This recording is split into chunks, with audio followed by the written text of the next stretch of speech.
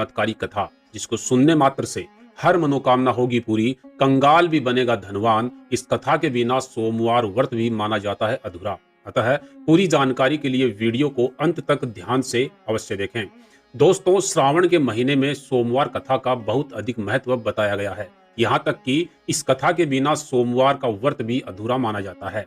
यह अत्यंत चमत्कारी और प्राचीन कथा है जिसका श्रवण करने मात्र से ही हर प्राणी पापों से मुक्त हो जाता है। सावन सोमवार के दिन इस कथा को अवश्य ही सुनना चाहिए। इस कथा में माता पार्वती और भगवान शिव की कृपा का चमत्कारी प्रसंग बताया गया है। जो भी मनुष्य सावन सोमवार का व्रत करके इस कथा को सुनेगा उसका व्रत अवश्य ही सफल होगा। साथ ही भगवान शिव और माता पार्वती की कृपा भी उसे अवश्य ही प्राप्त होगी। लेकिन दोस्तों, आपको एक बात बता दूं कि इस कथा को पूरा सुनना चाहिए, इसे कभी अधूरा नहीं छोड़ना चाहिए। ऐसा करने से माता पार्वती और भगवान शिव दोनों का अपमान माना जाता है। अतः कथा को अगर सुनो तो पूरा सुनो, अन्यथा इस कथा को यहीं पर बंद कर दो। तो चलिए, जो भक्त इस चमत्कारी कथा को सुनना चाहते हैं उनके लिए बिना विलंब किए इस चमत्कारी कथा को शुरू करते हैं। श्री गणेशाय नमः।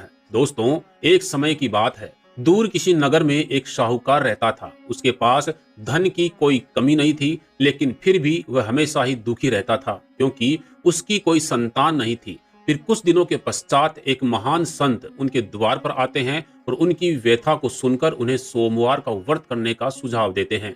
संत की बात सुनकर साहूकार और उसकी पत्नी दोनों ही सोमवार का व्रत करने लगे। प्रत्येक सोमवार शिवजी के मंदिर में जाकर पूरी निष्ठा और भक्ति भाव से शिवजी की आराधना एवं पूजा करने लगे।